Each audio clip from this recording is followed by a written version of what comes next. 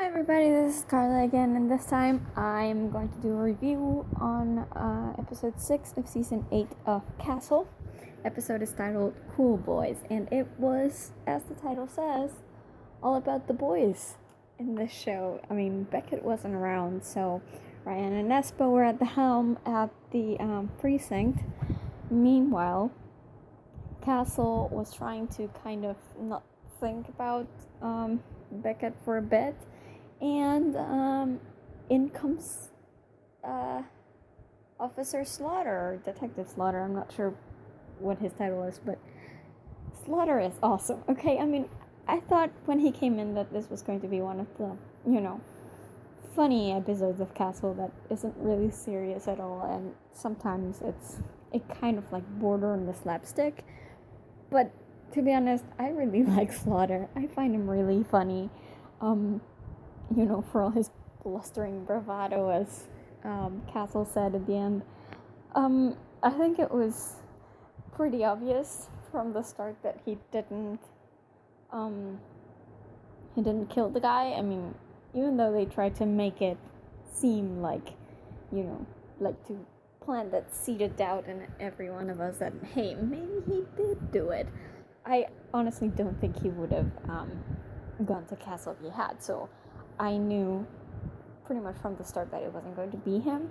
But I like that we got to see like a totally different side of Slaughter this time around. Like, Castle just looking at him doing and saying all these things, and he's like, "Who are you?"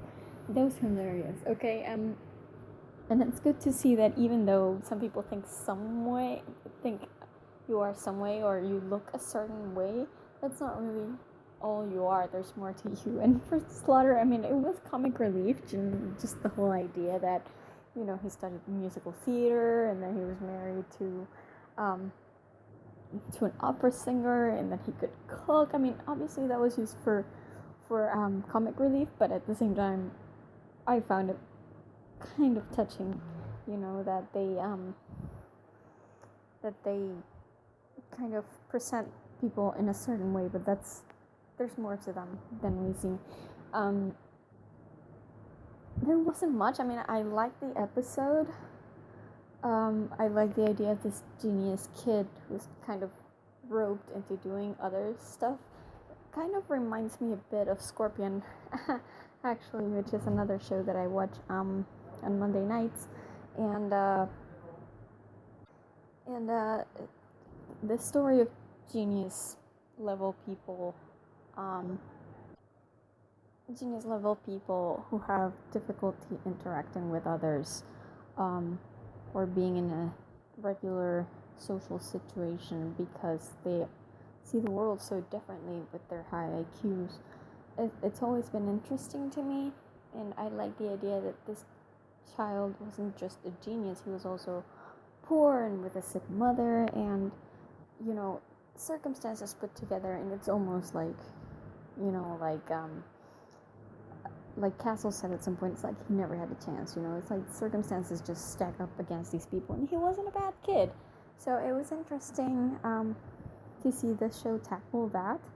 I liked Lewis. He was cute, and again, he came across as really genuine, even though he was going down the wrong path. But yeah, I mean, sometimes kids can just let themselves be influenced by people who don't always have their best interest at heart, and it shouldn't be the start of a completely negative pathway. So I like that the show went down that. Now, would I have preferred for Castle to be his mentor instead of Slaughter? Yeah, but Slaughter's not that bad of a guy. He can probably teach the kids some street smarts too. But it was really cool. I like that they were able to involve Haley, at least, because I mean, Alexis can be really smart when it comes to like searching online and stuff, but Haley kind of has more resources than her, so I thought it was good that they brought her in. It was believable, even though she wasn't there for that long. It was really a funny episode. I mean, Castle having such conviction that he would even steal a car and stage a break-in in order to actually help Slaughter out with his cause was just amazing, and just the look on Espo's face. Oh my god, that was so fantastic. But that's the thing, it's like, you should probably listen to Castle, because otherwise he's gonna do something crazy and you're not gonna like it. And either way, he's usually right in the end. Like, part of me kind of wanted Slaughter to be the bad guy, just so that I could say, hey, Castle, you're not always right. But at the same time, I think it was a better story when he wasn't the bad guy. Some moments, though, did veer into the slapstick for me. The whole singing show tunes while there's people pointing at them. Yeah, that totally doesn't happen in real life. It was funny, though. So I guess you can take it, but I wish they hadn't done that. I wish they had found another way. But because of the ongoing joke about musical theater, I guess they had to. That was kind of the only moment when the humor kind of passed the line for me. But otherwise, I thought it was a very good episode. It was hilarious. Slaughter is always great to have around, and even if Beckett wasn't, I kind of wish they had given Alexis and Haley a little bit more to do, just have more estrogen involved in the episode, because it really felt like Boys Club all through the whole 45 minutes of it. I wish there had been a bit more input from girls, but it was a good episode. It was funny, hilarious, really. Slaughter is always good to have around. The plotline with the kid, the genius kid, it actually got me, so I thought it was, pretty emotional.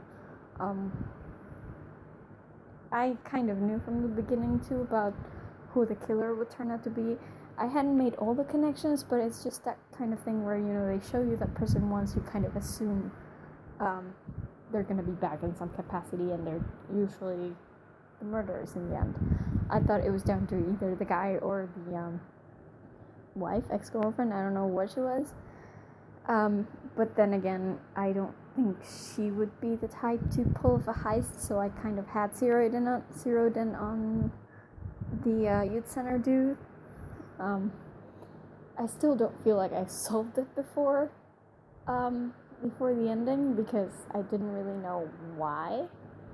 Like, I hadn't caught on to the whole financial center type thing, like him working in banks and setting up accounts and whatever.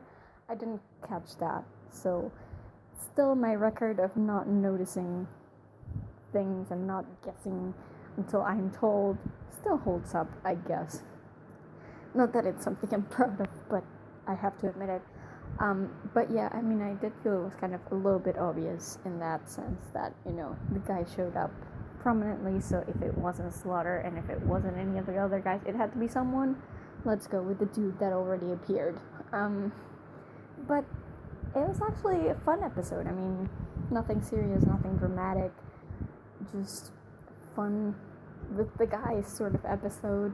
Slaughter is always great. I really like him, and just the whole thing was so funny that I can't even be mad that it didn't take itself seriously. I think that's the kind of thing you can pull off in Castle, because Nathan Fillion and this show are just that way.